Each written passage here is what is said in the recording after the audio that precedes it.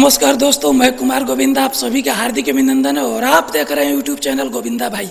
तो आज मेरे स्टूडियो में मोतिहारी में जो अपने मित्र भाई बंधु और गार्जियन स्वरूप जो है मेरे सभी लोग अपने हैं, इनमें कहने की कोई परिचय का कोई मुहताज नहीं है। तो हम आज जानेंगे, आज इन लोगों को मुख्य रूप से आग्रह पर इन लोगों को यहाँ पर प्रवेश मतलब आग्रह किए हैं, तो इन लोगों का आगमन हुआ है। तो सबसे पहले हम जानेंगे ये लोग के यहाँ पर जो एकत्रीकरण हुआ है स्टूडियो में अपना विचार व्यक्त करना है। तो मामला ये है कि मोतिहारी जो रेड क्रॉस है इतने दिनों से बंद पड़ा था, उसमें किन्हीं का उस पर क्या है नहीं है, जीवंत नहीं था, मृत था। तो अब हमें नौजवानों को जो प्रति जो आस्था है और लोग नौजवानों के प्रति जो देश के भविष्य नौजवान होते हैं, उन सभी लोगों ने मिलकर अपना विचार व्यक्त किया कि चुनाव होगा और उसमें हम अपन विजयी करके और जो समाज की सेवा करना चाहते हैं उसके बारे में हम जानकारी विशेष रूप से लेंगे। हम भैया लोग से चाहेंगे कि क्या अभी और बाद में अपना परिवर्तन होगा। नमस्कार श्रीमान। सबसे पहले हम अपने चाहेंगे सभी लोग सब परिचय करा दे। हमारे साथ में श्रीमान आपका अमन जी भैया है, इनके बारे में थोड़ा सा जानकारी लेंगे, धीरे धीरे सभी लोग अपना परिचय देंगे। नमस्कार श्रीमान, थोड़ा सा कुछ परिचय दिया जाए, थोड़ा सा मैं अमन आनंद डॉक्टर आशुतोष शरण के पैनल का सपोर्टर हूं और फिलहाल अभी मैं गोविंदा भाई के यूट्यूब पे अपने विचारों को रख रहा हूं और हमारे बगल में जो प्रत्याशी हैं श्री अंगद कुमार सिंह वो बैठे हुए हैं, बाकी विशेष वो बताएंगे। उसके बाद फिर जैनेंद्र कुमार हैं जिनका क्रमांक संख्या 22 है, वो भी आपको रेड क्रॉस के बारे में कुछ बताना चाहेंगे। धन्यवाद। मैं अंगद कुमार सिंह। इस बार रेड क्रॉस का जो चुनाव हो रहा है उसमें मैं एक प्रत्याशी हूं और मेरा क्रमांक नंबर 1 है, 1 यहीं से शुरुआत हो रही है। और मैं डॉक्टर आशुतोष शरण के पैनल के साथ में लड़ रहा हूं इस चुनाव में। टोटल 15 कैंडिडेट हैं। हमारे साथ हैं डॉक्टर जैनेंद्र कुमार, यह भी एक प्रत्याशी हैं जिनका सीरियल नंबर बैलेट पेपर पे 22 है, 22।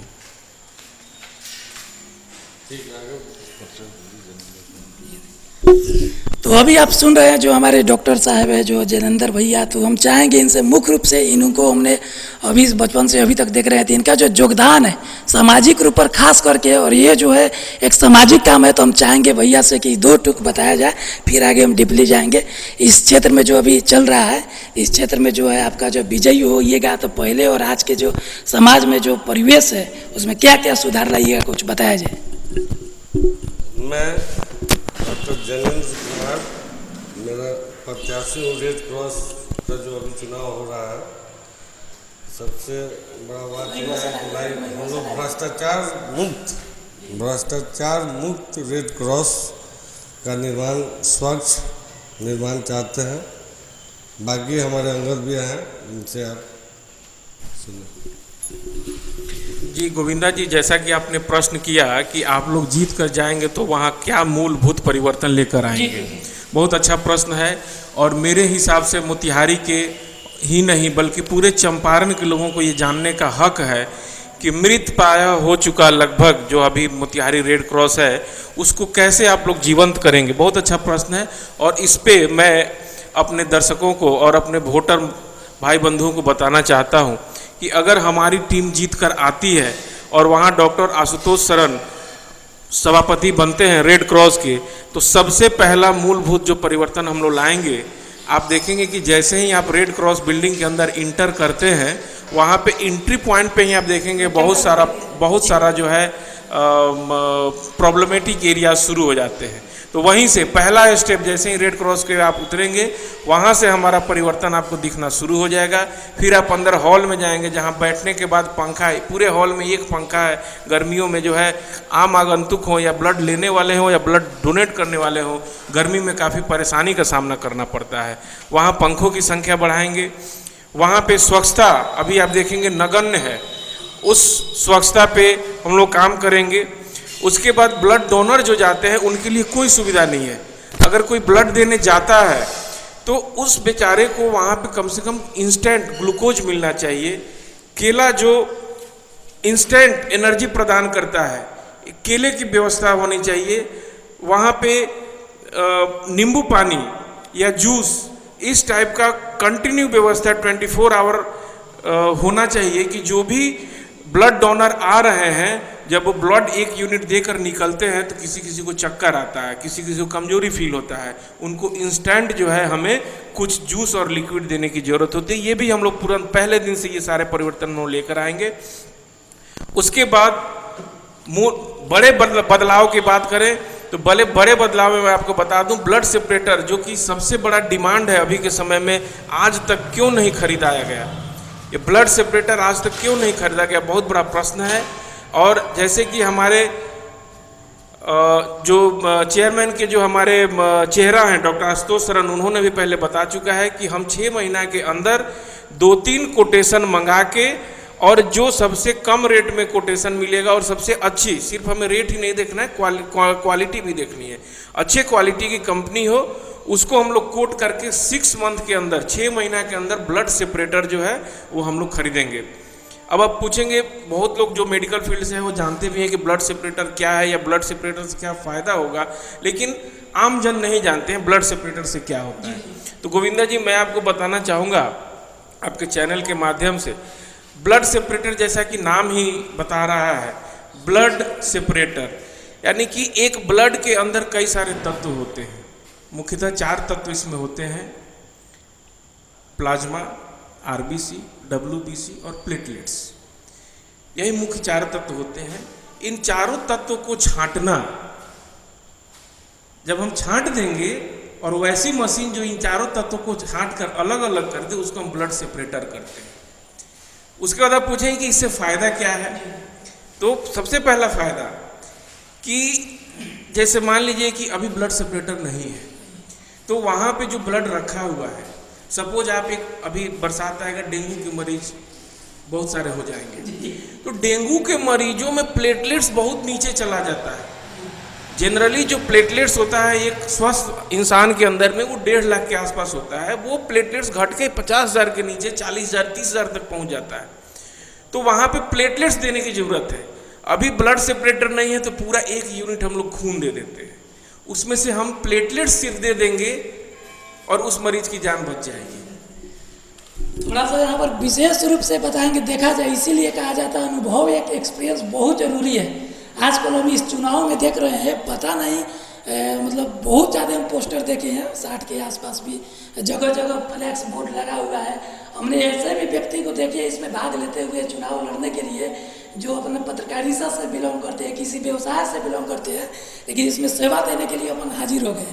लेकिन अभी भैया ने जो बात बताया, वाकई में ये बात मुझे नहीं मालूम था। बहुत लोग जानता है खून लेना चढ़ाना है, लेकिन मानते हैं सपोज डेट कोई डेंगू का, बरसात का सीजन आ रहा है, डेंगू का मरीज हो, उसको ब्लड चढ़ाना था, कैसे क्या कीजिएगा?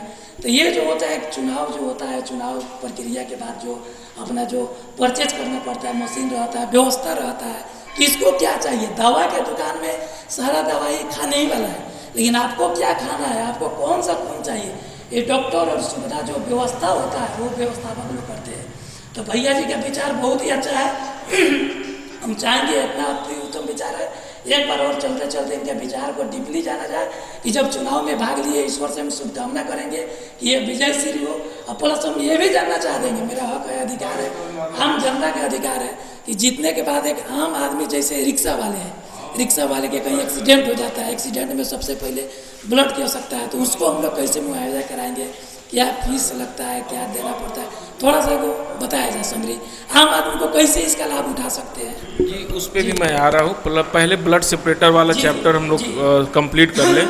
तो पहला यूनिट जैसे मैंने बताया कि आपको कि प्लेटलेट्स कम हो जाता है, तो उस दौरान अगर 1 सीसी हमारे पास खून है, ब्लड है और सेपरेटर नहीं है, तो वो पूरा का पूरा जो सीसी है वो हम आपको चढ़ा देंगे, क्योंकि आपके प्लेटलेट्स कम है। देना हमको सिर्फ प्लेटलेट्स चाहिए, लेकिन सेपरेटर नहीं है, तो इसलिए पूरा का पूरा 1 यूनिट समाप्त हो गया।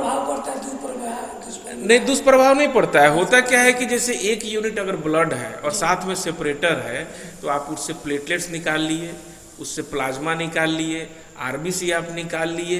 अब जिसको मान लीजिए हेमोग्लोबिन की कमी है, एक स्वस्थ इंसान के शरीर का लगभग 12% जो है वो ब्लड होना चाहिए।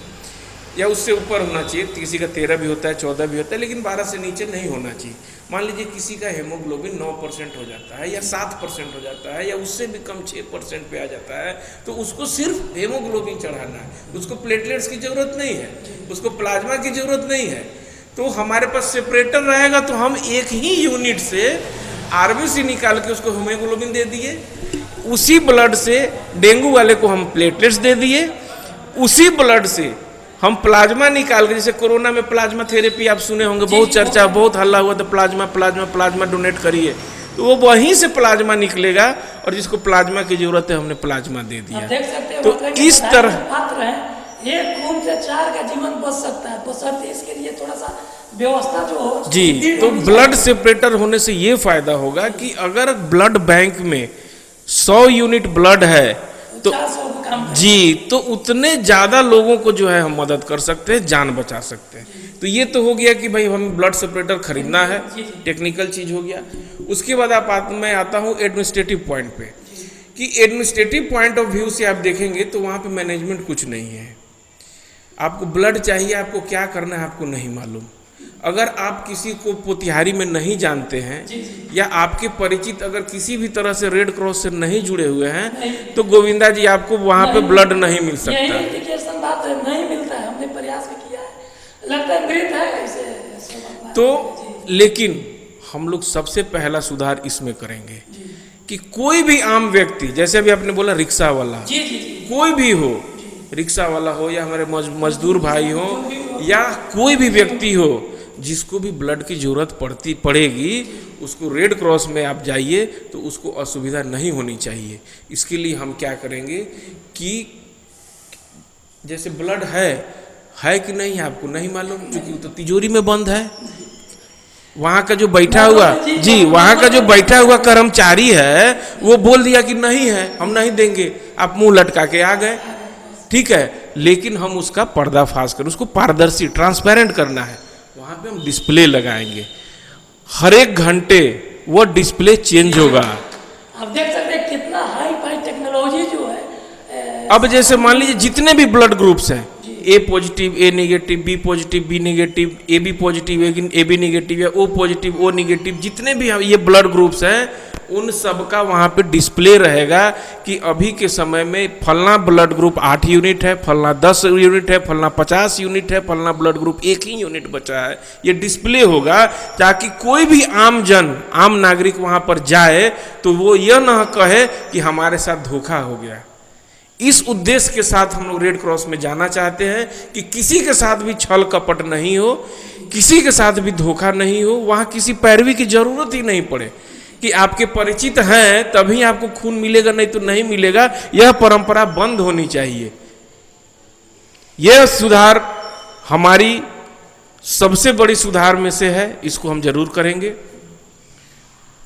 और जैसे मैंने बताया पहले कि जो डोनर लोग जाते हैं, रक्तदानवीर जो जाते हैं रक्त देते हैं, उनके लिए कोई सुविधा ही नहीं है।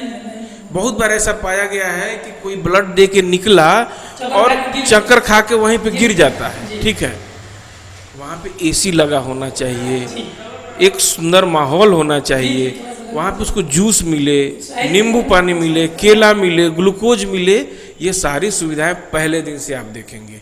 और आपके चैनल के माध्यम से मैं मोतिहारी के और चंपारण, पूर्वी चंपारण के समस्त नागरिकों से आह्वान करना चाहता हूं, कर जोड़कर आह्वान करना चाहता हूं कि रेड क्रॉस में अच्छे लोगों को भेजिए, अच्छे लोगों को जिताइए। अच्छे लोग नहीं जाएंगे तो रेड क्रॉस जैसी इतनी बड़ी संस्था ध्वस्त हो जाएगी। अब यह आप लोगों के ऊपर है कि आप कितने ईमानदार लोगों को वहाँ चाहते हैं, तभी जाकर रेड क्रॉस में ईमानदारी आएगी। और मैं बता दूं, हमारे पैनल में 15 लोग हैं। जो हमारे चेयरमैन पद के सबसे बड़े दावेदार हैं डॉक्टर आशुतोष शरण, इस जिला ही नहीं बल्कि बिहार के सबसे प्रसिद्ध चिकित्सक में से हैं। मुझे तो लगता है जब इस व्यक्ति का नाम चेयरमैन पद के लिए आया तो बाकी लोगों को जो है इनके सामने खड़ा ही नहीं होना चाहिए।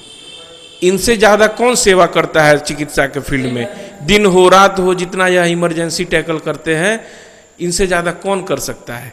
निष्पक्ष भाव से, निस्वार्थ भाव से, समाज सेवा के भाव से जहाँ खोजिए। इनके साथ साथ हमारे पैनल में जैसे 63 टोटल मेंबर हैं जो इस बार उम्मीदवार लड़ रहे हैं। सबका क्रमांक दिया हुआ है। आप जाएंगे जब मतदान देने के लिए तो 1 से लेकर 63 तक नंबरिंग होगा। हर एक नंबर के बगल में व्यक्ति का नाम होगा और नाम के बगल में एक बॉक्स होगा। उस बॉक्स में आपको क्रॉस करना है। एक व्यक्ति मैक्सिमम 15 वोट दे सकता है। उस 63 में से 15 को चुनना है।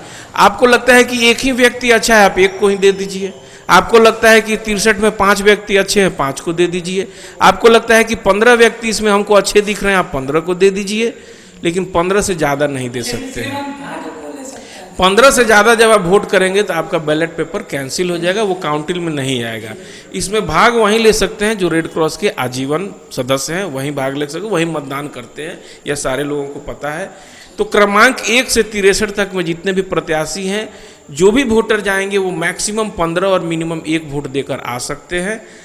मैं यही प्रार्थना करूंगा कि डॉक्टर आशुतोष शरण के पैनल के 15 उम्मीदवार को आप लोग जिताएं, ताकि आशुतोष शरण वहाँ पे चेयरमैन बनेंगे और इतनी सारी जो बदलाव मैंने अभी आपको बताया वो सारी लाएंगे। अब मैं सबका एक एक परिचय बस संक्षिप्त में दे दूं। 1 नंबर पर जो सीरियल नंबर वहाँ बैलेट पेपर मिलेगा, 1 नंबर पर सबसे पहले मेरा ही नाम है, सीरियल नंबर 1, जिसको लोग बोलते हैं अभी हंसी मजाक में कि अंगद भाई बोहनी आप ही से हो रहा है। एक नंबर आदमी आ गया, तो 1 नंबर पर मैं खुद हूँ, अंगद कुमार सिंह। 10 नंबर पे हमारे पैनल के हैं अरुण कुमार तिवारी। 14 नंबर पे हैं डॉक्टर आशुतोष शरण। 22 नंबर पे हैं जैनेंद्र कुमार। 27 नंबर पे हैं नीरज कुमार। 34 नंबर पे हैं महेश अग्रवाल जी। 38 नंबर पे हैं मुकेश रंजन जी। 46 नंबर पर हैं राजन कुमार। 47 नंबर पर हैं राम भजन जी। 53 नंबर पे हैं शैलेंद्र मिश्र। 57 नंबर पे हैं संजीव कुमार सिंह। 58 नंबर पे हैं संगीता सिन्हा। 59 नंबर पे हैं डॉक्टर सर्वेश राज चौधरी। 60 नंबर पे हैं साजिद हुसैन और 62 सीरियल नंबर पे हैं हमारे डॉक्टर सुनील कुमार। यही 15 उम्मीदवार डॉक्टर आशुतोष शरण के नेतृत्व में नामांकन हम लोग दिए हैं। सभी मतदाता भाई बंधुओं से यही आग्रह है कि डॉक्टर आशुतोष शरण जैसे प्रसिद्ध चिकित्सक को रेड क्रॉस के चेयरमैन बनाने में सहयोग दें, और वो तभी चेयरमैन बनेंगे जब उनके पैनल के ज़्यादा से ज़्यादा लोग जीत के जाएंगे। यह चुनाव 12 तारीख को है। इसी रविवार को सुबह 7 बजे से मतदान शुरू हो जाएगा। मतदान केंद्र है लुटहा मध्य विद्यालय, सर्किट हाउस जो आप देख रहे हैं, सर्किट हाउस से थोड़ा सा आप आगे बढ़ेंगे, वहीं पे लुटहा मध्य विद्यालय है। सुबह 7 बजे से शाम के 4 बजे तक यह मतदान चलेगा। सारे मतदाता भाई बंधुओं से आवेदन है, निवेदन है, आग्रह है कि कृपया आप लोग ज़्यादा से ज़्यादा संख्या में आएँ और आशुतोष शरण के पैनल में की शुरुआत 1 नंबर अंगद कुमार सिंह से हो रही है और 62 नंबर पे हैं सुनील कुमार सिंह। वहाँ तक के बीच में जो मैंने बताया 15 सदस्यों को वोट देकर विजयी बनावे। धन्यवाद, प्रणाम। प्रक्रिया नहीं चला है।